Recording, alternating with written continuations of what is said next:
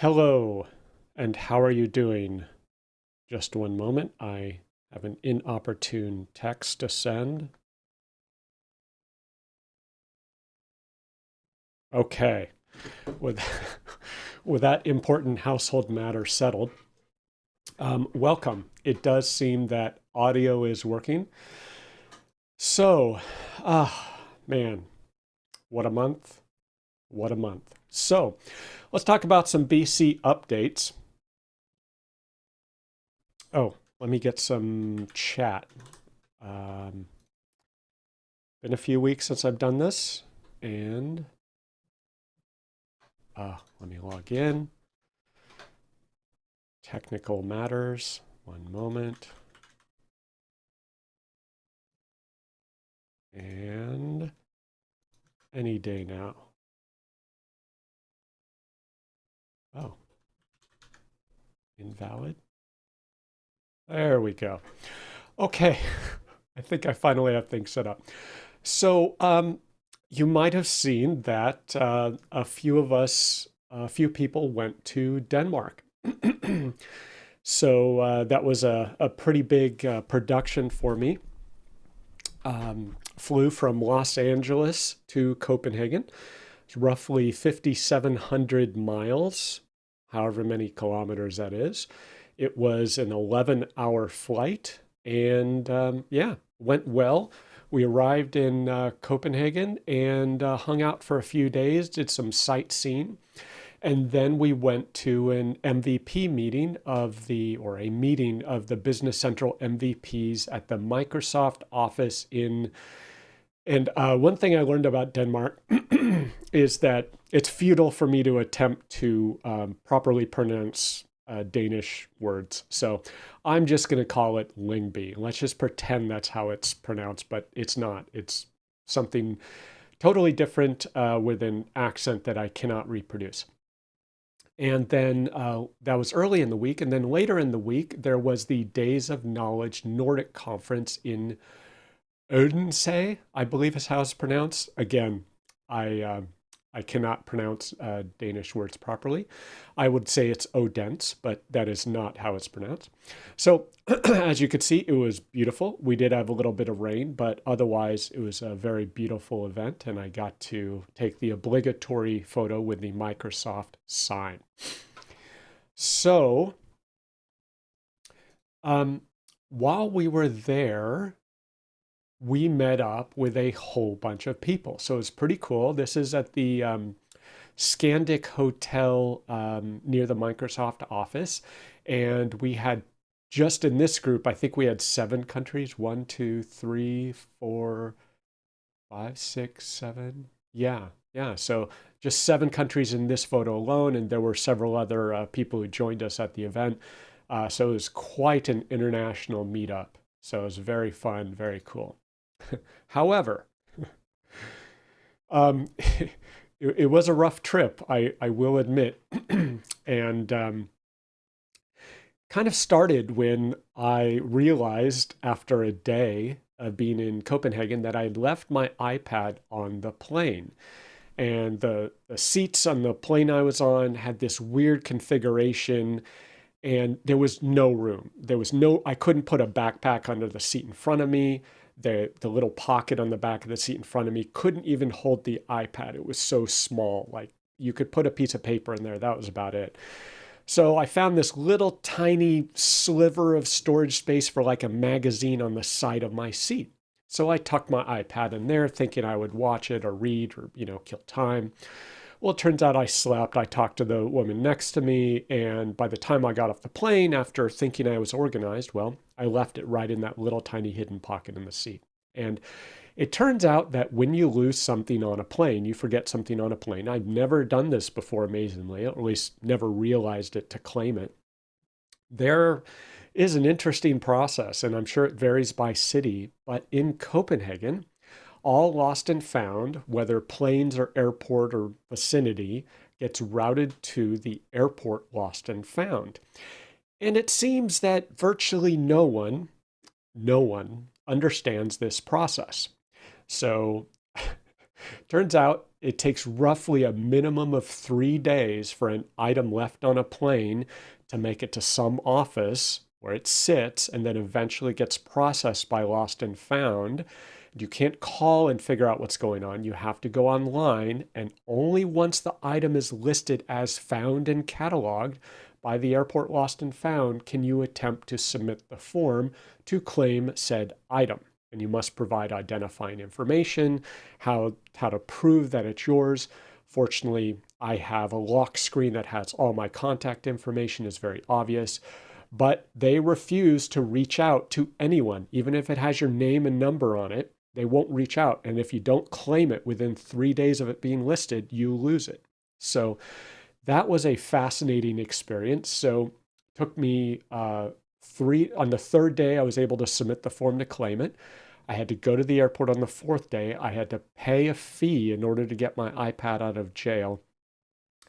It was interesting experience. I do not recommend leaving stuff on airplanes or in airports. It is a very time-consuming process to get it back. I thought it was lost, but miraculously, hats off to the Copenhagen airport for allowing me to recover it. And the next drama was, I think, 4 days after I was there, I didn't feel well. It turns out that apparently on my flight from LA to Copenhagen, I was the lucky recipient of what I will call personal server malware. It is a common ailment which everyone is dealing with globally at the moment. And yes, I don't want to trigger flags and other things on the video and disinformation warnings. So that's the euphemism I'm going with. It was not fun being in a foreign country and getting this personal malware. More on that. But it was pretty miserable. Bare hotel room, sick, not good.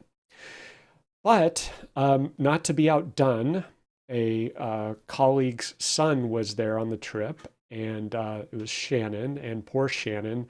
Her poor son was on a scooter, I think, and it was wet and slipped and had an accident. It involved an ambulance and knee surgery and just crazy. So my personal adventures were trivial compared to the craziness that she went through. So we need a t-shirt, I Survived Denmark 2022, because it was quite an experience. I don't recommend that form of tourism, but fortunately, everyone's okay. We all survived, but it was rough. So this brought up the relevant topic of travel insurance. Fortunately, Shannon had travel insurance because she had many other elements to her vacation. It was a cruise and other things. So she had booked it through this company. Now, I have had a bad experience with travel insurance. I had purchased travel insurance for some relatives that had visited the US. And when they needed medical care, the travel insurance instantly and summarily immediately declined to offer any compensation. They said, nope, that's a pre-existing condition, even though it wasn't, and it was a complete waste of money. So I was not a fan of it. However, apparently Shannon had a good experience with this, but it really matters what you purchase. There are all sorts of exclusions, all sorts of options. And if you get the basic package, well, that may not include personal malware coverage. It may not include X, Y, and Z. So I'm going to go to like the AAA office here and talk to them, see what they recommend. And I'm going to carefully read this information to see if this would have helped with my trip and what it covers, what it doesn't, what the exclusions are, why something would be denied or accepted, what I need to do to claim it, things like that. Because I'm looking at directions EMEA in Germany at the end of the year, and I'm not eager to go at this point. It's been a rough month, but if I do go, I'm gonna try to find the double platinum gold titanium plus plan because I just don't want to deal with it. And this is my scenic office while I was not feeling well. So here I am out on a patio with a fever. And you might ask, why do you have a suitcase out on a patio outdoors in Denmark, in the middle of the country in Denmark? Well, it was because the hotel did not have any rooms. So one of the things you may not think about is that when you're sick and you need to stay somewhere for 3, 4, who knows how many more days, you cannot assume there is any availability in the hotels nearby. This hotel was 2 properties. Both of them were fully booked. I was able to get one more night, 1 or 2 more nights, but then I had to leave. They were fully booked. They had no rooms in either property. So I had to pack up, sit out on the patio all day while trying to find a new hotel room and change my flight while sick in a foreign country on spotty cell service and sketchy Wi-Fi because I was, a good 100 feet from my hotel room. So it was an adventure, and I couldn't rebook my flight. I was getting all sorts of website errors. I was stressing out, and to change my flight costs roughly $4,000. So yeah, it was roughly $10,000 total trip to Denmark because I had to extend my stay, change my flight, get additional hotel rooms. So it was a very painful experience. So that was a good lesson. Hadn't thought about those contingencies, but now I will. So clear back ages ago, June 8th, I did a video on the challenge of cybersecurity for SMBs. And in that discussion, I presented just some of the concerns of cybersecurity, malware, attacks, and how we could possibly defend ourselves and how difficult it is. And it's a significant challenge. And it turns out that while I was at the Microsoft office in Denmark, I had the privilege of meeting with Jonathan Davis. And he mentioned that his role is working with security in the Dynamics 365 space and Business Central. And we had a nice discussion about cybersecurity and what concerns we might have. And I learned that he presented a session called the Cybersecurity Landscape in 2022 at Directions North America. Now, I did not attend that earlier this year, but I've since, I now have a copy of the presentation. I'm going to go through it, learn it, and it's pretty comprehensive. So I hope he presents it again at a future conference. But yeah, it's one of my new side hobbies now is SMB cybersecurity, figuring out how can we secure ourselves. I've asked him, asked Jonathan, what are the top 10 or 20 very basic fundamental things that SMBs and partners and customers can do to help secure their on-prem environment, their Azure environment, their Microsoft accounts, all that stuff. Because it's just not obvious. Even the most basic steps are not obvious to some partners and some customers, right? Where many of us are not terribly sophisticated when it comes to security. So it needs to be broken way down to the 5-year-old level, in my opinion. One example is MFA number matching. It's a strange phrase for something that I think should be just standard. So if you're logging into your Microsoft account, you should have multi-factor authentication or two-factor authentication enabled, such that the Microsoft Authenticator app on a mobile device prompts you to approve your sign-in. Well, there are attacks that once they have your password, they'll constantly try to log in and constantly push those approval prompts on your phone. And if you get tired of them or accidentally hit yes, approve, they are in your account. So to help counter that, there is a feature called number matching. I believe it's still considered preview now, even though I think it should be standard. You have to go in to Azure, enable this feature, and once you enable this feature, you will be prompted to enter the number displayed on the web page. So let's say it was 63. When you see this prompt on your phone, you need to type in 63 and say, yes, this is me. And you won't have that number if an attacker is logging in another country. So it's a good feature, and it's one more thing that you have to do to approve it. You can't accidentally hit yes without entering the code. So yes, it's an extra step, and yes, it might be considered a hassle, but the risk is real. And one thing I didn't really pay attention to before until a question came up about this is, if you're getting these prompts on your authenticator and you have 10 different Microsoft accounts, how do you know which account is being attacked? It may not be obvious. And so I did a test and I looked at it. It turns out that at the top of the Microsoft Authenticator prompt, and I have number matching enabled, so this is what I see. If you don't have number matching enabled, I'm assuming the same information is available, but at the top you see it says, are you trying to sign in Precipio Services? And it shows the email address of this particular account. So that'll tell you which account is being attacked if you're getting these constant MFA prompts. So definitely get this enabled. If you're not the administrator of your Azure Active Directory, have your administrator enable this feature. I highly recommend it. Speaking of cybersecurity, kind of another side journey is that my 11-year-old daughter seems to have a knack for bypassing network security in my household.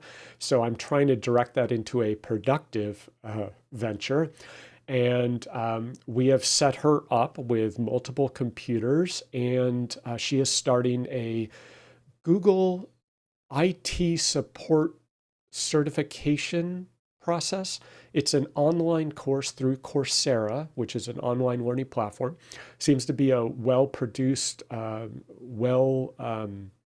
high quality course, and it takes you through the basics. So that's perfect for her.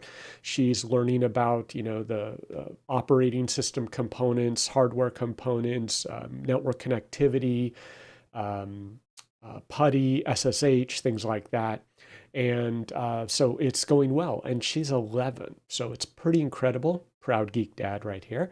And so as part of that, I have watched a whole bunch of YouTube videos, read a bunch of articles, and I've assembled a whole OneNote listing of learning resources, different tools in cybersecurity, certification options, job listings, like once you're ready, how do you apply for a job, where would you go, and then college education related to cybersecurity or IT security.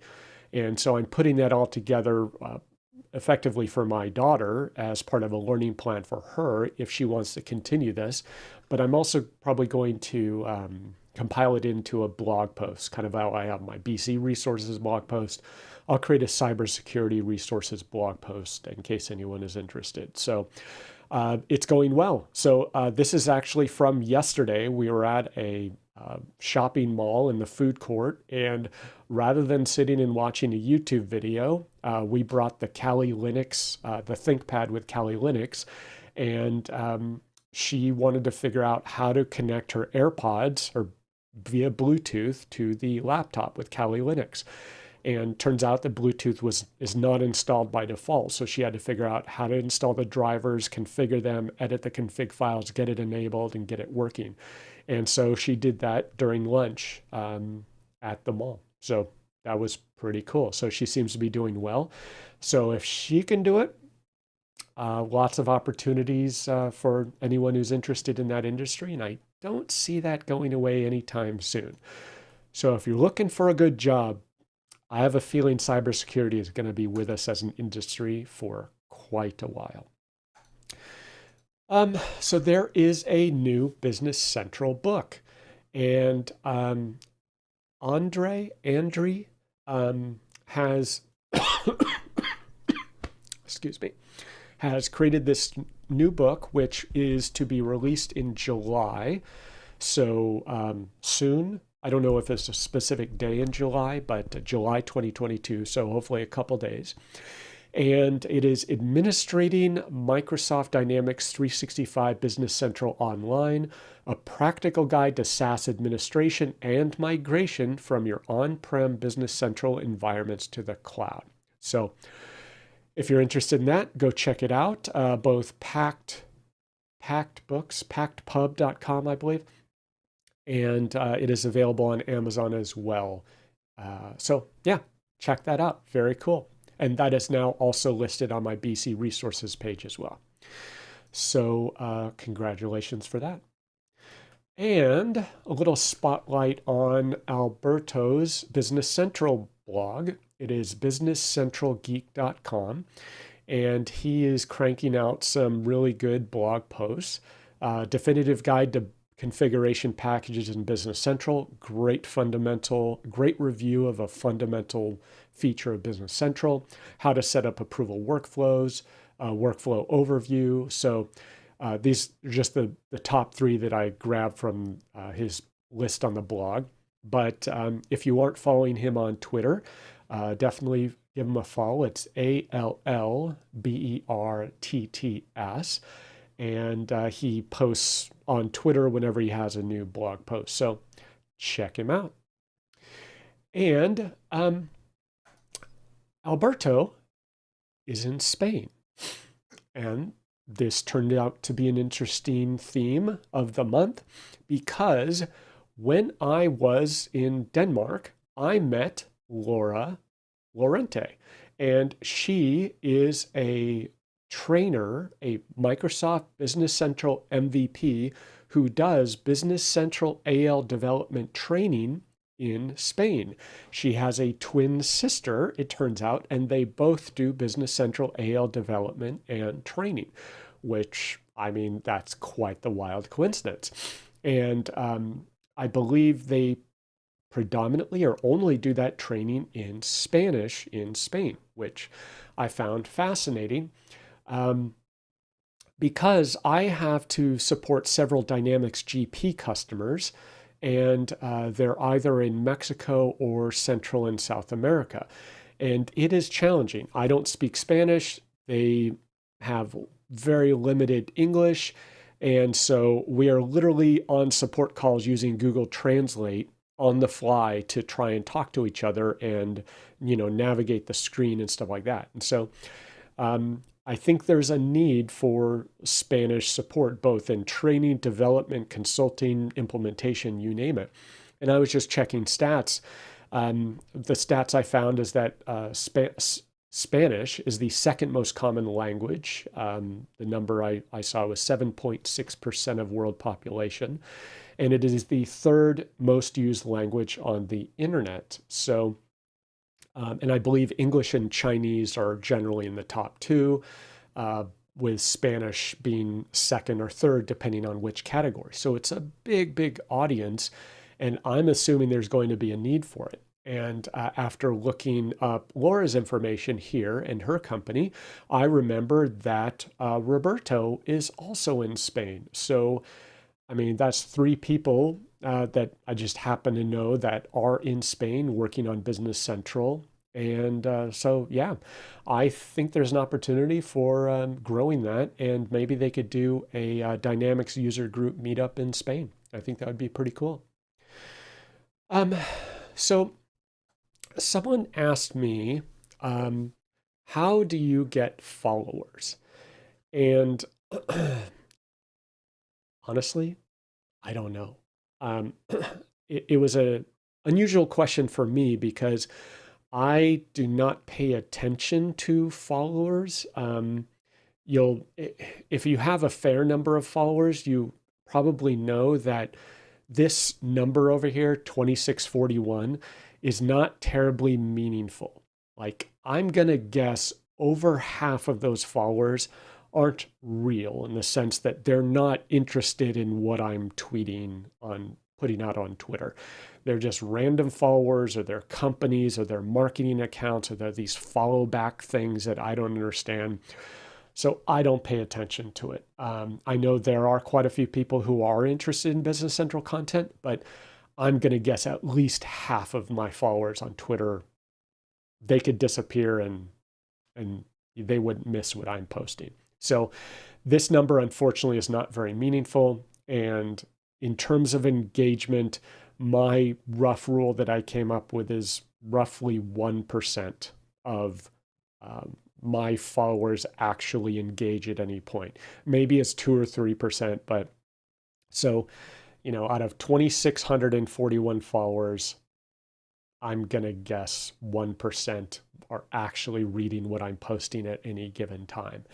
So I don't think it's a terribly valuable number. I do not use any social media metrics. I do not use any social media tracking tools. I do not use those dashboards or platforms. I do not track who unfollows me. I've received an email from someone's like, why did you unfollow me? And they were offended. And it's a very, very strange, like a reverse stalker situation where it's like, yeah, like that shouldn't be a thing. Like, if someone unfollows me, that's fine. Like, if they're not interested in this, they should unfollow. So yeah, I don't know how to answer this question. I don't pay attention to it. It's not like particularly important to me at this point. So I don't think that's the appropriate metric to be chasing personally. I say focus on the content, focus on sharing stuff that's valuable, and over time, the algorithm or whatever produces follows will hopefully, help you share the information you want to help others with. And YouTube, again, no idea, 1.53K subscribers. I don't know who's following me. I don't know who's watching my videos. Hopefully it's something they're interested in, but yeah, I'm just focused on sharing stuff that I find valuable. And if people follow, great. And the related question I got following that was, how do you become a Microsoft MVP? And this is a fairly common question, right? And one variant of it is, how do I become a Microsoft MVP? I want to be a Microsoft MVP. And I know this might sound strange, but personally, my recommendation is that's the wrong goal. Don't try to just become a Microsoft MVP. That will eventually happen, but it only happens after you do a bunch of stuff. Share, participate, learn, contribute, create, and actually enjoy all of those things. If you don't actually enjoy all of those things, I'm going to guess being a Microsoft MVP is not really what you want to do. It's investing the time to do all of these things. And if you do all those things and you don't become a Microsoft MVP, I wouldn't worry about it. Just share, participate, learn, contribute, create, and enjoy that. And that'll be enjoyable for you. And the Microsoft MVP is a nice perk, but you can still do all of these things, enjoy it, and be a valuable member of the community without that. Now, if you do all these things and you are contributing and people are noticing your contribution and you're offering value to the community, as it's called, then great. You may have an opportunity to be nominated by MVP or a Microsoft employee. But a related question is, how long did it take for me to become MVP? And I actually had to look this up. I didn't know. I found my oldest blog post. My first blog post was October 2008. And looking at my little MVP award thingy, that you have each year is a little ring you add to the trophy, the award. And my first ring says 2014. So it appears that it took roughly 6 years of me writing blog posts in order to receive the MVP award. Somebody nominated me. Things were a little different back then. I honestly don't even know who nominated me. I just got the award in the mail out of the blue. So 6 years after I started writing a blog and doing all sorts of things, presenting at conferences, doing forums, someone nominated me and I got the award. So yeah, that's that. So anyway, yeah, if you enjoy contributing, if you enjoy learning, if you enjoy sharing, yeah, join us and have fun doing it. And don't make it just part of becoming an MVP personally. That's my advice. And with that, I'm going to go in a corner and cough and rest. I'm still pretty tired and recovering. And that is a quick roundup of just some stuff that I've been paying attention to in the Business Central world this month. Okay, have a good one and go learn something. Okay, bye. Oop.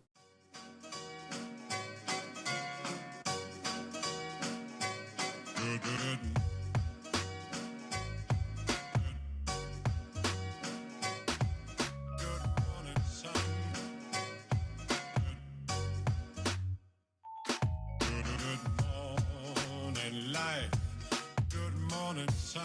How are you? Skies above. Jeeps